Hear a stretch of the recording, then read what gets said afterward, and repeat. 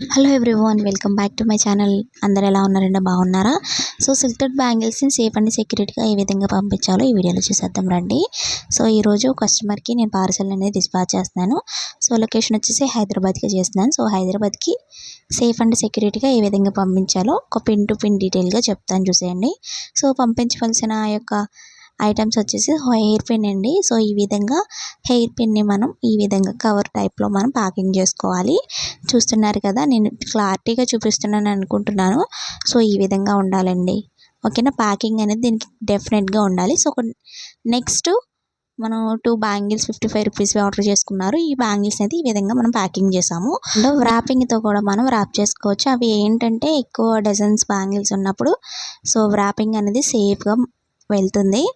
బ్యాంగిల్స్కి అయితే ఈ విధంగా, సింగిల్ బ్యాంగిల్స్కి అయితే ఈ విధంగా మనం ప్యాకింగ్ చేసుకోవచ్చు.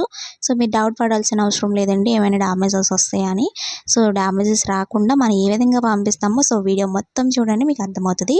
సో ఈ విధంగా ఫస్ట్ అయితే నేను మొత్తం కవర్ ప్యాకింగ్స్తో ఈ విధంగా చేసుకుంటే, ఈ కవర్స్ వచ్చేసి మనకి హోల్సేల్ ప్రైజెస్లోనే చాలా చోట్ల దొరుకుతూ ఉంటాయి. సో హోల్సేల్ ప్రైజెస్లో తీసుకుంటే మనకి కొంచెం ₹1 తగ్గుతుందండి. సో ఇది చూసుకొని ఆర్డర్ చేసుకోవడానికి కూడా వాళ్ళు కూడా ఇష్టపడతారు, ఎందుకంటే ప్యాకింగ్ అనేది సేఫ్గా పంపించాలి, అది మన బాధ్యత.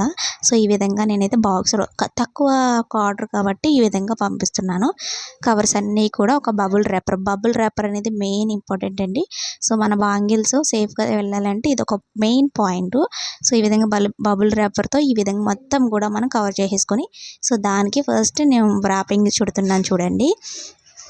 బబుల్ ర్యాపింగ్ కాకుండా సో ఈ ర్యాపింగ్ చుట్టుకుంటే కొంచెం ఫిట్గా ఉంటుందని, తర్వాత ప్లాస్టర్తో మనం కవర్ చేసుకోవాలి. ప్లాస్టర్తో కవర్ చేసుకున్న తర్వాత నెక్స్ట్ మెయిన్ పాయింట్ వచ్చేసి అడ్రస్ అండి. అడ్రస్ అనేది మెయిన్గా నీట్గా అండ్ ఎక్కడ కూడా అదండి డౌట్ లేకుండా రాయాలి. కొంచెం ఏదైనా తేడా వచ్చినా కానీ పార్సల్ అనేది మళ్ళీ మనకి వెనక్కి వస్తుంది. అందుకని పిన్ టు పిన్ డీటెయిల్గా కనుక్కొని ఆ పార్సల్ అనేది ఈ విధంగా పంపించాలి. అడ్రస్ అనేది మెయిన్ ఇంపార్టెంట్, అది గుర్తుంచుకోండి. సో సేఫ్గా పంపించాలంటే సేఫ్గా ప్యాకింగ్ అనేది కూడా చేయాలి కదా. సో ఇది కూడా ఒక పాయింట్. సేఫ్గా పంపించాలంటే మన ప్యాకింగ్ అనేది నీట్గా ఉండాలి. కొంతమంది ప్యాకింగ్ కూడా అలా ఫ్యాన్స్ అయిపోతారు కదా. సో నా ప్యాకింగ్స్కి అయితే చాలామంది కూడా ఫ్యాన్స్ అండి. సో మీకేమనిపించింది ఒకసారి కామెంట్ చేయండి. వీడియో నచ్చితే అయితే లైక్ చేయండి, షేర్ చేయండి, సబ్స్క్రైబ్ చేసుకోండి. ఈ విధంగా ప్యాకింగ్ అనేది